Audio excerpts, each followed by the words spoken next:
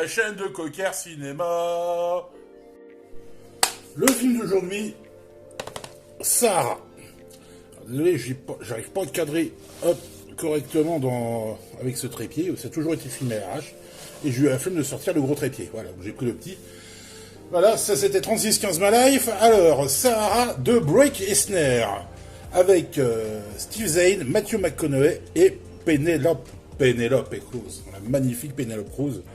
Voilà, qui est une actrice qui a un petit peu disparu du Gotha hollywoodien, qui est resté dans le Gotha espagnol et qui est franchement, qui était en tout cas en 2005, à l'époque de la sortie du film, extrêmement bankable et surtout très jolie et plutôt talentueuse.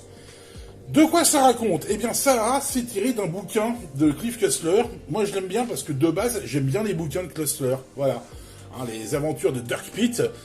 C'est un mélange entre James Bond et le commandant Cousteau, en gros, voilà, c'est ça. C'est une sorte d'aventurier écolo spécialisé dans les aventures maritimes. Alors vous allez me dire, qu'est-ce qu'il faut dans le Sahara?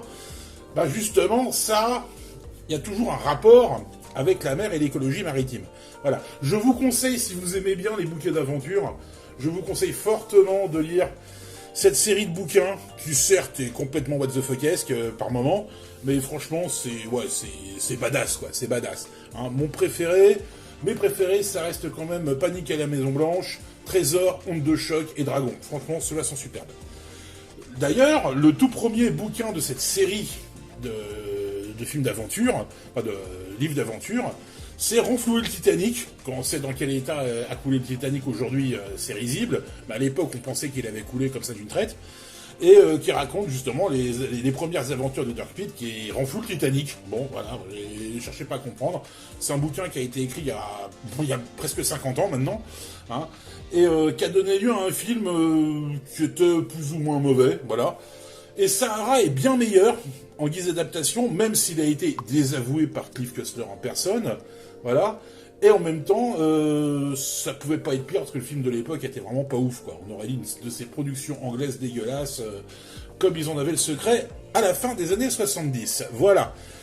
Alors, ça raconte donc l'histoire de Dirk Pitt qui se retrouve embarqué dans une affaire de pollution sur fond de révolution dans un pays africain coincé entre le Mali et le Niger. Hein, avec un méchant dictateur africain, avec un épouvantable entrepreneur français, lâche-veule et méprisant, interprété par Lambert Wilson, voilà, Cocorico.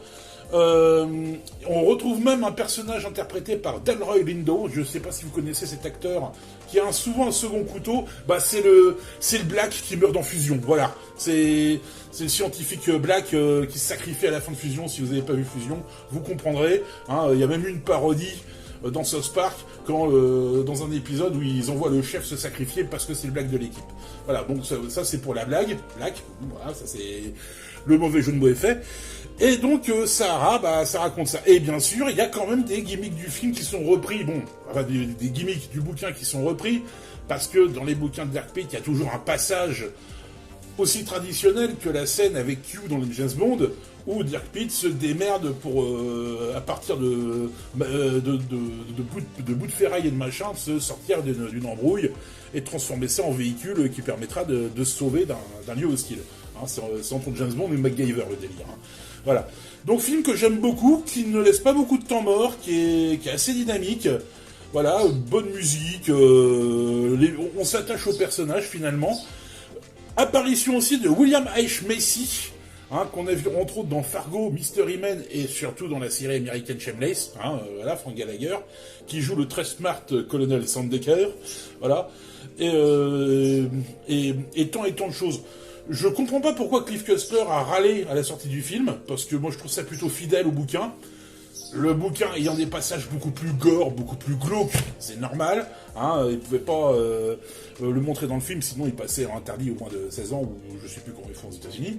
Hein, Rated R, je crois, c'est ça. Et donc, mais on retrouve vraiment tout un tas de délire autour de Dirk Pitt, qui, pour ceux qui ont lu les bouquins, est un fervent collectionneur de voitures anciennes, un homme de goût, une sorte... Ouais, c'est un mix entre James Bond, Indiana Jones et MacGyver, le mec. Voilà, c'est ça. Je cherchais un petit peu depuis le début à quoi le comparer. Et franchement, ça reste un bon petit film d'aventure. Dommage qu'ils en aient pas fait d'autres, dommage que le film ait pas marché à sa sortie, parce qu'ils auraient pu faire une série là-dessus, ça aurait toujours été mieux que nous ressucer le MCU dans tous les sens, ou de nous refaire des énièmes versions d'anciens trucs, comme nous refaire Retour vers le futur, j'ai entendu dire que ça devrait se faire, pitié le faites pas, hein, ou comme nous refaire les SOS Fantômes. Les producteurs américains, vous cherchez des nouvelles licences, il y en a des toutes faites comme ça, voilà. Ça, reprenez les aventures de Dark Knight au sérieux. Alors là, Matthew McConaughey, quoique commence à se faire vieux, je sais pas, parce que franchement, ça reste quand même un personnage d'un âge assez mûr. Hein. En tout cas, les bouquins suivent une chronologie où bah, le héros finit par vieillir au bout d'un moment.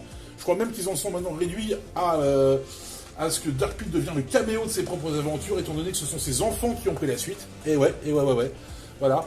Bon, je voulais vous parler de ce film-là, parce que je l'aime bien, voilà, ça reste un bon divertissement, sans être non plus un GOAT comme Indiana Jones, on est d'accord, hein, mais ça reste un bon divertissement, il y a des trucs un peu invraisemblables, mais quand tu sais que dans le bouquin, il y a des trucs invraisemblables aussi, voilà, il y a des scènes de tension, il y a des scènes de badassitude, la fin est plus que satisfaisante, voilà, je vous le conseille fortement, hein.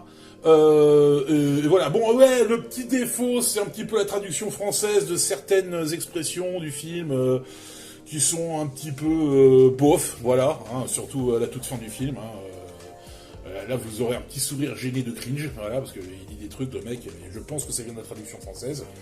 Mais à part ça, le film est bon, voilà, les citations sont sympas, les personnages sont attachants. Il y a un petit côté body movies entre Steve Zahn et Matthew McConaughey qui marche bien, je trouve. Voilà. Et voilà, donc je vous le conseille bien. C'est un super chouette petit film d'aventure que j'aime beaucoup. Je vous conseille donc Sahara de Brick Eisner. Ah, dernier truc, Brick Eisner, donc le réalisateur. Ouais, c'est le fils de Michael Eisner de chez Disney. Bonjour la piston. Allez, éclatez-vous bien. Et bonne séance de filmage, de cinéma, je sais pas comment dire. Ah zut, j'avais fait une phrase d'accroche à la fin de mes vidéos, j'ai complètement oublié. D'un autre côté, ce sera pas non plus le même générique parce que je l'ai paumé aussi. Je suis vraiment nul. Allez, ciao ciao.